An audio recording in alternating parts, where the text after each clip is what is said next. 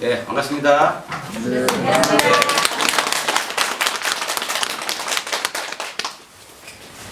오늘은 칭뜸의학개론 첫날 음양오양을 공부하시고 이제 본질적으로 장상론 편에서 여러분을 만나뵙게 됐습니다. 따라서 이 장상론이라고 하는 부분이 어느 정도 중요하느냐라는 부분은 동양의학, 특히 한의학에서 가장 중요한 핵심의 이론이다. 이렇게 우리가 얘기를 할 수 있고요.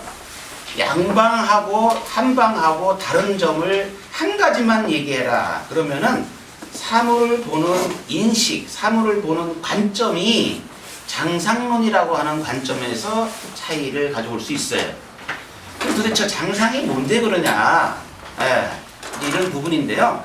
기본적으로 양방에서는 개통해부학이라고 하는 학문으로 해부학을 바라볼 때 부분 부분으로 계통으로 나눠서 본단 말이죠. 다시 말씀드리자면은 사람의 가장 기본적 구조를 세포에서 시작을 해가지고 조금 더 그 세포가 모여가지고 조직이 되고요. 그 조직이 또 모여져가지고 기관을 이루고 그 기관이 또 모여져가지고 하나의 계통을 이뤘단 말이에요. 그래서 계통에서 기관을 보고 기관 속에서 조직을 들여다보는 이런 의학이 양방해부학이고 양방의학이에요. 그러다 보니까 다 전문의들이 그런 쪽으로 나눠져서 전문의 선생님들이 계시는 건데 한방은 종합적인 거잖아요. 한방은 전문의가 될 수가 없는 게 사람을 바라보는 관점을 다 하나로 보기 때문에 그 속에서 찾는 거지 부분 부분으로 찾는 거는 아니라는 거죠. 그러면 전체로 하나로 보려고 그럴 때는 어떤 원칙이 있지 않냐는 거죠. 결국은 여러분들이 이 속에서 공부를 할 때 뭘 보기 위해서, 뭘 배우기 위해서 여기로 오시는 거냐면은 제가 첫 시간에도 말씀드렸지만 우리는 하나의 그 의학 중에서도 실험의학이라기보다도 하나의 그 뭐랄까요, 실천의학이라 그럴까요? 또 우리가 집에서 쓸 수 있는 가정의학이라 그럴까요? 뭐 이런 거를 배우기 위해서 우리가 칭뜸을 여러분들이 입문하신 거지 뭐 학술을 연구하고 학문을 연구하고 이런 거는 아니지 않느냐 이렇게 얘기를 했어요. 자, 그런 의미에서 최소한의 침을 이렇게 놓거나 또는 이렇게 뜨면서 정말 이 자리가 내가 원하는 내 몸이 안 좋을 때 여기다 뜸을 뜨면은 어떤 기전으로 인해 가지고 이게 좋아지는 걸까? 우리 남편이 암에 걸렸는데 뜸자리를 잡아가지고 와가지고 열심히 내가 옆에서 뜸을 떠주고 있는데 이 뜸자리의 뜸이 정말 암에 효과가 있을까? 그리고 또 어떤 메커니즘을 통해 가지고 이게 암에 효과가 있다 그런가? 그 이유가 도대체 뭐냐? 이런 부분들에 대한 여러분의 관심도가 있지 않을까 이렇게 싶어요. 최소한의 우리 정통의학 뭐 떠나서 동양의학에서의 핵심은 뭐냐 그러면은 모든 병의 진단과 또 모든 병을 바라보는 관점을 어디에 있다라고 보냐면은 우리 몸속에 있는 오장육부에 있다 이렇게 보고 있거든요. 그래서 오장육부를 굉장히 중시 여겨요. 그래서 그 오장육부는 눈에 보이지가 않잖아요. 이 눈에 보이지 않는 오장육부가 물론 안에 해부를 해서 안에 꺼내가지고 들여다보면 당연히 오장육부가 있겠지만 그냥 살아있는 몸 상태에서 그냥 볼 때는 안 보이잖아요. 그러면 내가 간이 안 좋다, 심장이 안 좋다, 폐가 안 좋다, 위가 안 좋다라는 걸 어떻게 아냐는 거예요. 그냥 안에 있는 거를 들여다가 사진 찍어서 보지도 않았는데 어떻게 아냐는 거죠. 그리고 간이 안 좋은데 왜 간에다가 예를 들어서 간이 안 좋으면 간에 관련된 그런 치료를 하지 않고 왜 폐를 치료하거나 심장을 치료를 하냐는 거죠. 그러니까 이게 양방하고 좀 다른 거 아니겠습니까? 그래서 그런 부분들을 이렇게 분석을 생각을 해보니까 관점이 다르다는 거예요. 즉 오장육부에서 모든 문제가 발생을 하지만 이 오장육부가 겉으로 이렇게 드러나는 거예요. 그 오장육부의 문제가 바깥으로 나타나는데 그 나타나는 것이 바로 뭐냐 그러면은 상이라고 하는 걸로 나타난다는 거죠. 그래서 한의학에서 제일 큰 거는 어떤 부분이냐면 치상비류라고 하는 말을 써요.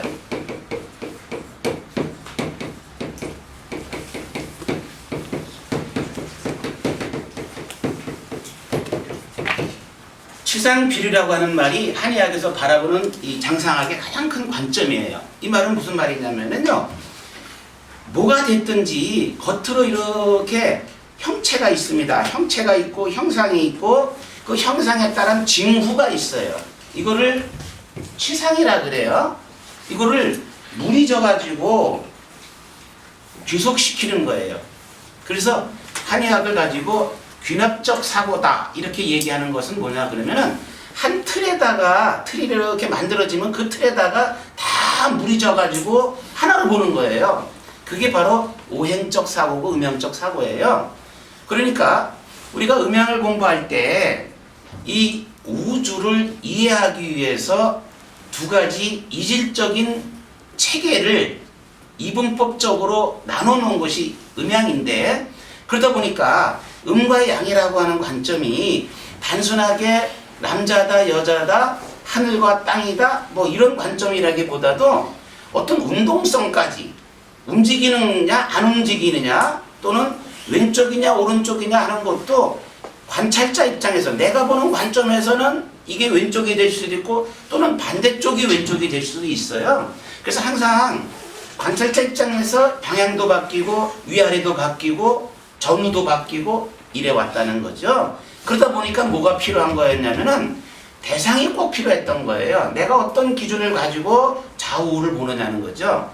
그래서 이 기준이 굉장히 중요한 거였던 거예요. 그래서 이게 이제 음양인데 이것이 서로 편성편세되지 않고, 다시 말해서 한쪽으로 기울여 가지고 불균형이 오지 않고 항상 균형을 이루는 것이 어떻게 보면은 이 우주가 존재하는 본질이고, 사람을 소우주로 봤을 때 사람도 마찬가지로 음과 양의 구조와 기능을 가지고 있는데 그것이 평형을 이루고 있을 때, 즉 조화로울 때 우리는 병에 걸리지 않는다 이렇게 얘기를 했다는 얘기죠.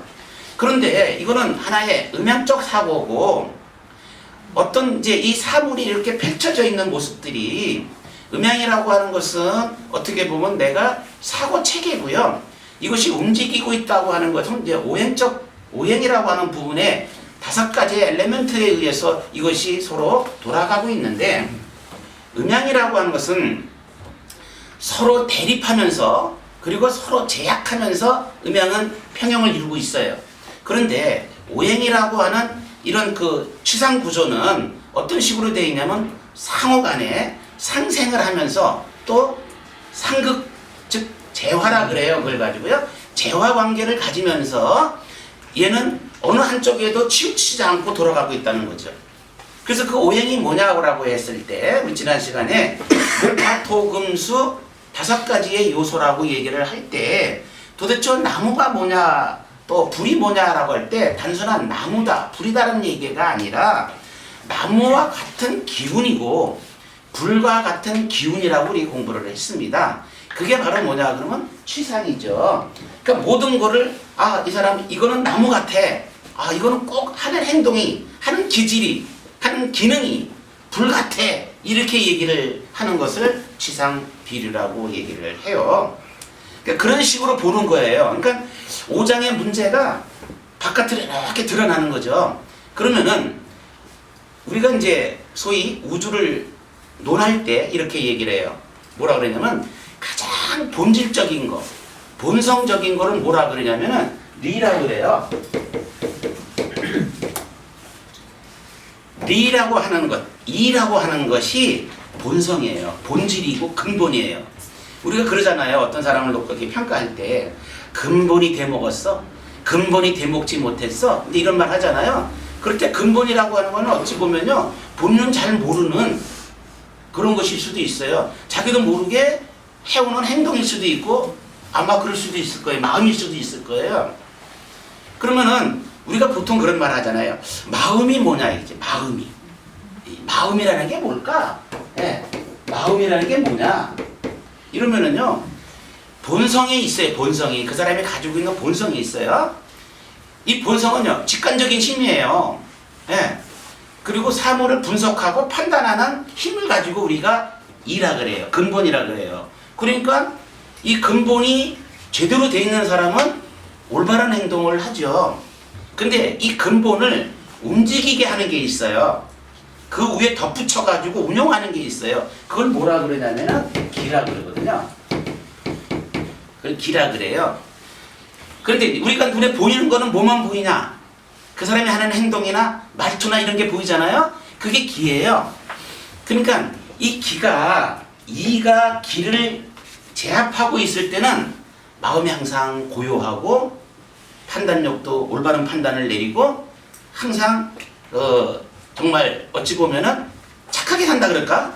아니면 본질을 중시 여기니까 인간으로 사는 제 모습을 가지고 살아가요. 근데 만약에 이 기가 리를 압도해버리게 되면은 어쩔 수 없는 행동을 한다든가 자기보다도 더 자기가 이렇게 해야 되는데 라는 걸 하지 않고 엉뚱한 감정이 앞선다든가 이런 부분들이 있게 되겠죠. 그래서 이를 중시 여기냐 기를 중시 여기냐 하는 것이 사실은 동양이든 서양이든 그동안 해왔어요. 이것에 대해서 같은 하나로 보는 것이 이기 이론론이고요. 이거하고 이거는 별개다라고 보는 게 이기 이원론이에요. 그러니까 이게 이론론이 중요하냐 이게 이원론이 중요하냐 하는 걸 가지고 한국에서는 태계 이황 선생하고 율곡 이이 선생이 두 파로 이렇게 크게 보면 나누게 되는 거고, 서양에서는 플라톤하고 아리스토텔레스의 관계라고 얘기할 수 있습니다. 어찌 보면은 태계 이황 선생은 서양의 플라톤이고요, 율곡 선생은 서양의 아리스토텔레스죠. 우리가 이런 말을 해요. 나는 생각한다. 고로 존재한다. 많이 들어보신 말이죠? 이 데카르트의 말인데요. 나는 생각한다. 고로 존재한다. 이 말은 뭐냐? 굉장히 나는 모든 사물의 존재를 의심한다는 얘기예요. 생각한다는 말은. 그런데 나는 존재한다는 말은 내가 존재한다는 그 자체는 의심할 바가 없다는 거죠. 예. 그래서 서양이든 동양이든 어떤 부분을 가지고 얘기하냐면은 이 근본적인 거 이런 부분들을 가지고 많이 얘기를 했는데요. 중요한 거는 마음을 이를 뭐라 그러냐면 성이라 그래요. 그리고 이 기를 뭐라 그러냐면 정이라고 얘기를 해요. 정. 그래서 성정이 고와야 된다라고 얘기할 때 성정이라는 게 바로 마음을 두고 얘기를 하는 거고요. 이것이 서로 일치가 됐을 때 우리는 고요하다 이렇게 얘기를 합니다. 자, 중요한 거는 그러면 이것은 큰 틀에서 철학가들이 하는 얘기고요. 간에도 심장에도 폐에도 성정이 있을까요? 네. 있을 거 아니에요. 그것도 하나의 생명체니까. 그러면 그 간이다 심장이다 폐다라고 하는 그런 장기의 근본적인 것이 바깥으로 이렇게 드러나야 되는데 뭔가가 느끼지는 못하게, 본인은 모를지 모르지만 뭐 배우면 알 수는 있어요. 전문가가 이렇게 봤을 때는 그 장부의 근본이 바깥으로 이렇게 드러나는 게 있어요. 그걸 뭐라 그러냐면 기라고 얘기를 한단 말이에요. 기상이 있어. 그러다 보니까 이것이 겉으로 확 드러나가지고 체표에 이렇게 나타난 거를 뭐라 그러냐면 상이라고 얘기를 해요. 그래서 장부의 근본과 기상을 바깥으로 드러난 걸 가지고 아는 거를 장상이라고 얘기를 합니다. 그러니까 장이라고 하는 말을 들어가 보면은 이 장이라고 하는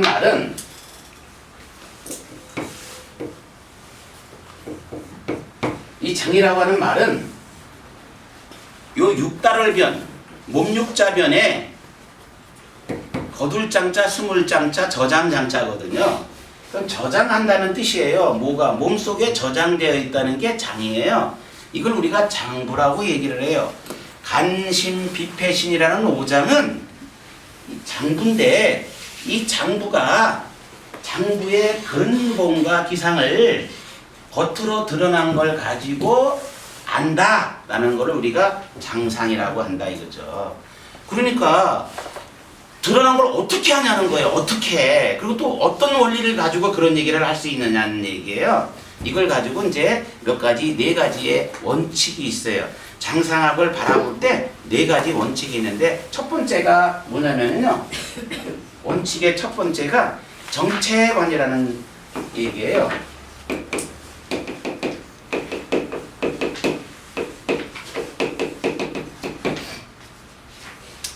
정체관이라는 말은 유기적인 통합선이라고 하는 말로 많이 번역이 돼 있어요. 이게 우리말이 아니에요. 중국 용어에 어떻게 보면요. 그래서 우리가 쓰는 말이 아니기 때문에 되게 좀 어려운 말이에요. 정체관 그러면은 어떤 아이덴티티, 뭐 정체성이 있니 없니 그런 뜻이 아니거든요. 그러니까 정체관이란 말은 도대체 뭐냐? 그러면 이 정체관이라는 말이 전일성이라고 하는 말로 많이 번역이 돼요. 전일성. 그 이 말은 뭐냐? 전체를 통해서 하나를 전체로 보는 거죠. 전체를 하나로 볼 수도 있고 하나를 전체로 보는 게 전일성이에요. 다시 말한다면 이거는 뭐를 의미하는 거냐면은 하나의 작은 부분을 통해서 전체를 보려고 하는 시각. 이게 정체관이에요. 그래서 이렇게 번역들을 많이 합니다. 서양의학으로 서양의 그 번역을 할 때는 부분은 전체를 반영한다. 이렇게 번역을 해요. 부분은 전체를 반영한다. 이것을 정체관이라고 한다. 이렇게 표현을 해요. 좀 쉽죠, 그러면요? 네. 그러니까 지금 우리를 소우주라고 그래요. 이 대우주를 어떻게 해석을 할까? 이 자연을 어떻게 해석을 할까? 그러면은 사람 한 사람을 놓고 보면은 그 사람 속에서 자연을 알 수 있고 우주를 알 수 있다라고 보는 거죠. 그러면 나라고 하는 나에 대해서 내가 나를 알기 위해서는 나를 전체를 알기 위해서는 다 들여다봐야 되느냐 이런 얘기예요. 하나를 보면은 전체를 알 수 있다 이거죠. 우리 흔히 하는 말 중에서 하나를 보면 열을 알지 이런 얘기가 어떻게 보면 정체성이에요. 정체관이라는 뜻이에요. 아이고 네가 하는 걸 꼬라지를 보니 그 정도 하는 거 보면은 다른 거는 안 봐도 알겠다 이런 말 하잖아요. 그걸 정체관이라고 그런다고. 그러면 이 원리를 가만히 들여다보세요. 사람의 얼굴만 봐도 이 얼굴 속에서 오장육부의 기운을, 근본을, 기상을 읽을 수가 있다 이런 얘기고, 얼굴 중에서도 만약에 눈 하나만 놓고 본다 그러면은 눈만 봐도 이 사람의 오장육부의 문제를 읽을 수가 있다. 조금 훈련을 하고 공부를 하고 나면은 보는 눈이 생기면은 그런 게 있지 않을까요? 여러분 낚시 가시죠? 낚시 좋아하는 사람은 낚시 가잖아요. 그러면 이제 이렇게 낚시터에 가가지고 낚시를 탁 해요.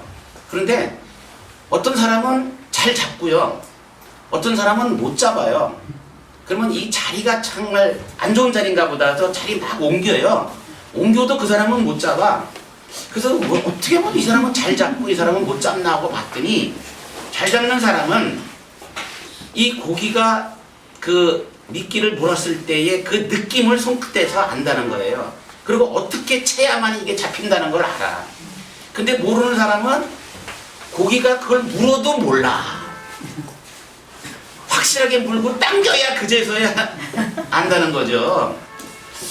자, 그런 걸 보면 우리는 뭐라는 거냐면은 많이 하다 보면 그런 느낌, 그런 기운을 이제 읽는 거죠. 마치 남대문 시장에서 신발 가게 하는 어떤 주인이, 아주머니가 시골에서 올라온 사람이 이렇게 신발을 살라고 왔다 갔다 하는 걸, 또는 앞에 와서 이 펼쳐진 신발을 보고 이렇게 만지작거리는 걸 보고, 요새 날씨가 추우니까 안에서 이렇게 가려져가지고 있단 말이에요. 그러면 손님이 오면 나가서 이렇게 가서 응대를 해야 되는데, 안 나가고 있어. 왜 안 나갑니까? 나가서 빨리 말을 해서 팔아야 되지. 그랬더니 뭐라 그러냐? 저 사람 안 살 사람이에요.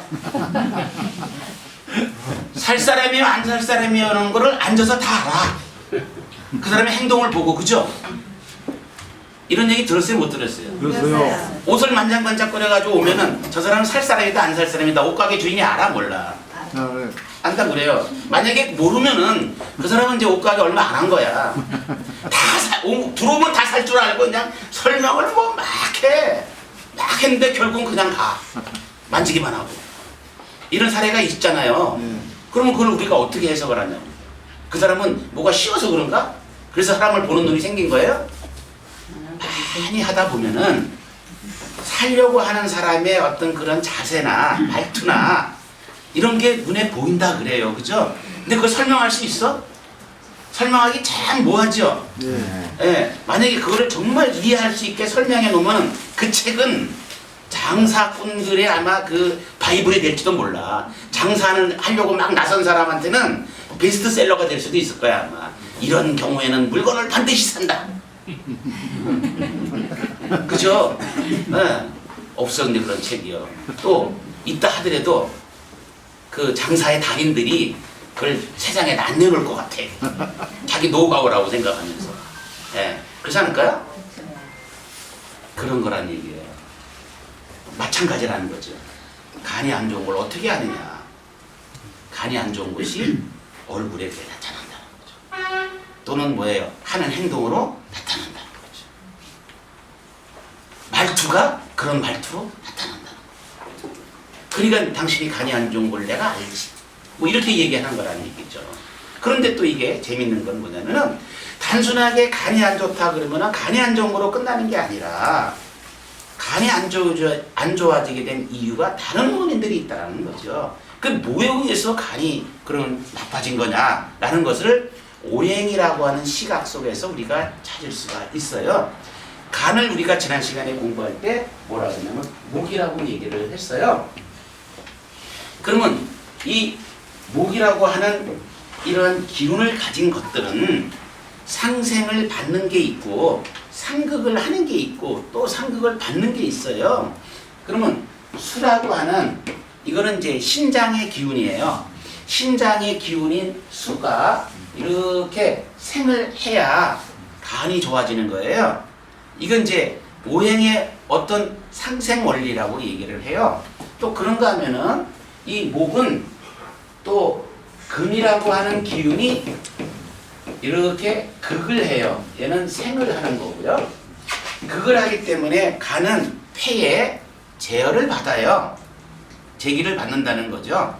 그래서 얘는 따라서 이러기 때문에 서로 이제 조화가 되고 어느 한쪽이 튀지 않게끔 생을 만난다 하더라도 나를 뭡니까 이게 극제하는 게 있기 때문에 이렇게 소위 조화를 이루고 있는데 만약에 어느 한쪽이라도 약해버리게 되면은 얘가 약하면은 내가 생을 못 받으니까 약할 거고 내가 만약에 극을 해야 되는데 극을 못 받게 되면은 너무 이렇게 항진이 돼가지고 있을 거고 똑같아야만이 목화토금술한 다섯 기운이 서로 돌아간다는 얘기죠. 그래서 이런 부분들을 가지고 우리가 이제 조화를 가지고 얘기를 이제 한단 말이에요. 그래서 이런 부분들이 있어야 되는데 이게 이제 깨지게 되면 취상으로 얼굴에 나타나고 몸으로 나타나고 이렇다는 얘기죠. 그래서 그 한 가지를 가지고 어느 장부에 어떤 관계를 통해서 이렇게 왔구나라는 거를 아는 것이 이제 정체. 이걸 정체관이라 그래요. 그래서요. 여러분 아마 수시침이라는 거 아실 거예요. 손에다 놓고 막 이런 거 있죠? 그럼 어떻게 손에다 놨는데 오장육부가 치료가 되느냐는 얘기죠? 그거는 손바닥 안에 오장육부가 있어이다. 막 이런 얘기를 많이 해요. 그 말은 뭐냐면 이걸 하나의 뭘로 치상한 겁니까? 우리 몸의 전체를 요 안에 다 집어넣는 거죠. 이렇게 보는 거죠. 이걸 치상 비류라 그런다 이런 얘기예요. 또는 이게 여러분은 수시침만 아실런지 모르겠습니다만 수족침이라는 것도 있어요. 이것을 뭐라 그런다고요? 정체관이라. 그러니까 이런 생각을 가지고 있어야 돼요. 현대의학에서는 이해가 안 가는 내용이죠. 그러니까 장상이라고 하는 부분은 장부의 상을 아는 건데 상이라는 건 겉으로 드러난 징후고 이걸 어떻게 아느냐 그게 도대체 그건 어떤 원리로 이어진 거냐 하면 첫째가 바로 이 장상 정체관이라는 얘기고요. 이제 두 번째는 어떤 관이냐면은 자연과 인간을 동시에 보려고 그러는 게 있어요. 그래서 자연과 인간을 인체를 동일하게 본다는 거, 이걸 자연과 인체를 동일하게 보려고 하는 시각이 있다는 얘기예요. 그럼 자연과 인체를 동일하게 본다는 것이 뭐냐 이거죠. 자연을 대우주고 인간을 소우주로 보다 보니까 인간은 자연을 떠나서 살 수가 없어요. 그래서 자연이라고 하면 우리는 뭐를 많이 보냐면 봄, 여름, 가을, 겨울에 또 기후와 날씨와 온도와 습도와 막 이런 부분을 가지고 얘기를 하는데 그거에 의해서 우리는 적용을 받는다는 거죠. 거기에 의해서 영향을 받는다는 거죠. 예, 그래서 이런 그 자연과 인체를 동일시하려고 하는 이런 관들이 상당히 이 동양의학에서는 중요하게 생각을 한다는 얘기가 되겠습니다. 그래서 내가 어디에 있느냐, 어느 나라에 있느냐, 어느 환경에 있느냐 이런 부분들이 상당히 건강에 영향을 미친다는 이런 부분들을 이제 우리가 생각을 해볼 수가 있게 되겠습니다. 그래서 이거를 자연과 인간을 동일시 본다는 거, 이걸 항상 이렇게 생각을 하고 계셔야 되는 거죠. 자, 그 다음에 세 번째로 우리가 이제 얘기가 될 수 있는 부분은 어떤 부분을 가지고 이제 얘기를 하냐면요. 보통 이제 우리가 이제 장부를 얘기할 때 장부가 왜 간신비패신하는 5장부에다가 육부라고 하는 거를 얘기를 하느냐라고 한 것은 오장육부 이렇게 얘기를 하는데 그것이 하늘에 이제 오행이라고 하는 5가지 기운들이 있는데 이 기운이 그 땅에 내려와 가지고 즉 우리가 살고 있는 이 지구에 내려오게 되면 이제 기후로 바뀌게 되는데 이 기후가 어떤 기후냐면은 바람이 불고 춥고 덥고 습하고 뭐 이런 것들을 얘기하는 거거든요. 그것을 이제 풍한 서습 조화다 이제 이렇게 얘기를 해요.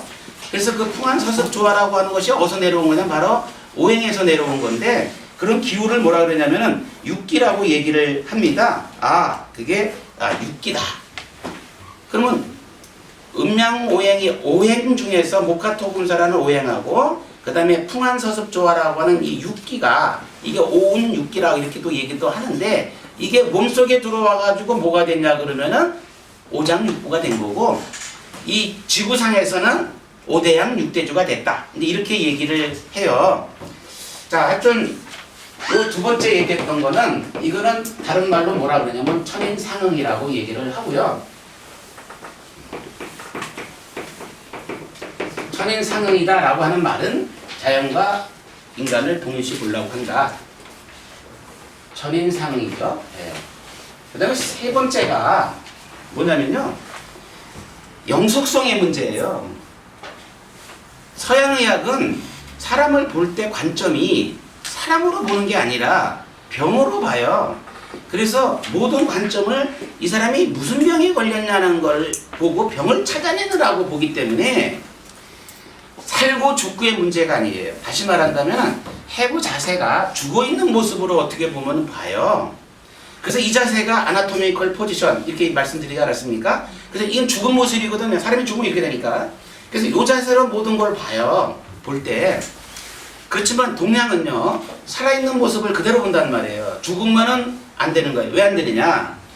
공자도 얘기하기를 뭐라 그러냐면요. 모든 이 우주는 기가 떠받들고 있다 그랬어요. 우주가 뭡니까? 그랬더니 기의 덩어리다 이렇게 얘기를 했어요. 그래서 기가 뭉치면은 기가 모이면은 형체가 되고 형체가 뭡니까? 그럼 기가 뭉친 것이요.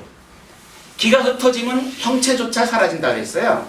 그래서 눈에 안 보이는 거는 기가 흩어진 거고 기가 없는 게 아니에요. 기가 흩어진 거고 눈에 보이는 거는 기가 모인 거다. 이렇게 얘기를 합니다. 그래서 이 세 번째는 뭐냐면은 그 기라고 하는 것은 영원히 돌고 있다는 거죠. 살아있다면은 형체가 있다면은 그러니까 결국은 내가 죽어도 죽은 게 아닌 거죠. 그냥 단지 나는 내가 만약에 죽었다면은 내 영혼은 그 기운들이 흩어져 가지고 어딘가에 이렇게 떠돌아다니는 거고 어찌 보면은 내가 살아있다는 거는 나의 기운이 뭉쳐있는 거 모여 있어가지고 내 몸을 이루고 있는 거다. 이제 이런 얘기예요. 그래서 결국 내가 살아있다는 거는 기가 돈다는 거고 영원히 돈다는 얘기인데 이걸 뭐라 그러냐면은 항동관이라고 얘기를 해요.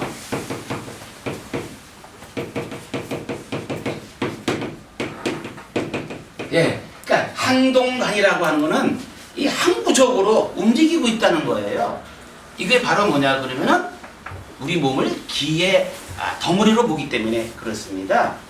그래서 그럴 수 있다는 얘기예요. 항상 보면은 우리가 이 자연이라고 하는 말을 쓸 때도 아까 제가 한자로 일부러 쓴 이유가 있어요. 이게 스스로 자자에다가 그럴 연자거든요.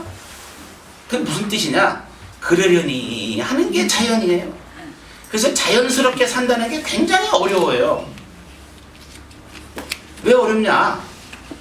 모든 거를 다 그러려니 하고 살아야 되니까. 그 남의 한 행동이 나하고 맞지 않아도 뭔가 이유가 있겠지. 이렇게 생각하면서 그냥 그러려니 하고 사는 거 이게 어디 쉽냐고요. 그래서 자연인으로 산다는 게 제일 어려워. 그래서 그런가 이 TV에 자연인에 관련된 프로가 많이 나오고 그거를 많이 즐겨보시는 것 같더라고요. 나는 남자들만 좀 보는 거 했더니 여자분들도 그거 많이 보더라고요. 자연인 프로를 보면서. 그러니까 이제 대리만족 같은 거죠. 현실은 그렇게 가서 살고 싶을 수는 없지만 그렇게 사는 모습들이 참 이렇게 뭐랄까 참 재밌다 그럴까 뭐 이렇게 뭔가 하여튼 이렇게 빠져들게 만드는 거 가봐요.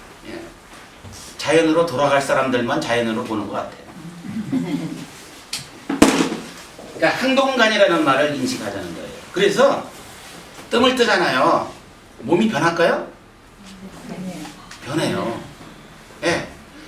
뜸을 뜨게 되면은 몸이 변합니다. 어떻게 변하냐? 좋아지는 쪽으로 변할 수도 있고 나빠지는 쪽으로 변할 수도 있어요. 무조건 뜸만 뜨면 다 좋아진다 이런 생각을 가질 수는 없어요. 그건 왜 그러냐? 잘못된 자리라고 우리가 얘기하기도 쉽지만은 정말 어찌 보면은 생명이 총각에 이른다 그러면은 뜸을 떠가지고 낫는다라고 하는 걸 어떻게 우리가 그거를 소위 보증하겠어요. 정말 이게 막 총각을 다툴 때는 양방의 시각이 훨씬 더 유리하지 않겠어요? 다시 말씀드리자면은 병이 지금 막 그냥 언제 돌아가실지 모르는 사람을 놓고 병원에 가지 않고 뜸만 뜨면 낫는다고 하는 이런 생각 가지고선 열심히 중환에다 족삼에다 뜸 떴다고 가정을 해보죠. 무식한 거잖아요. 어찌 보면은 급성병은 병원이 살리는 거고요.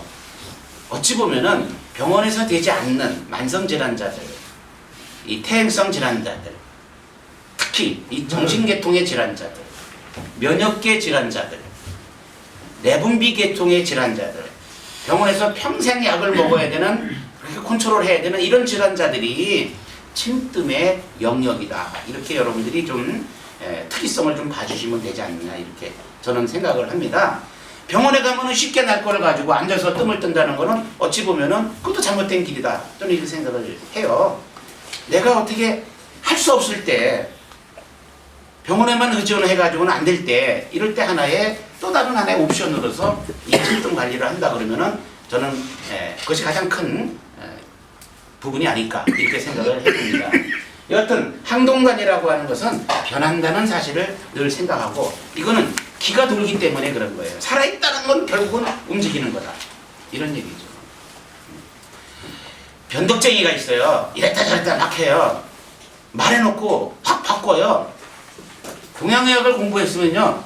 그럴 수도 있지. 기는 도니까. 이렇게 생각하면 좀 이해가 좀 잘 될 거고요. 한 번 내뱉은 바는 절대로 뭐 지켜야 된다라고 생각하면은 서양 철학에 관계된 실존 철학하고 관계되지 않을까 뭐 이렇게도 생각을 좀 해봐요. 자, 항동관까지 공부했고요. 마지막으로 네 번째는요.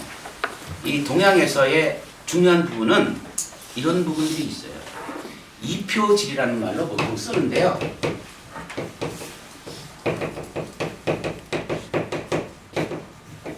이표질이라는 말은 겉에 드러난 것이 속의 어떤 이치를, 속의 내용을 겉을 통해서 안다는 뜻이에요.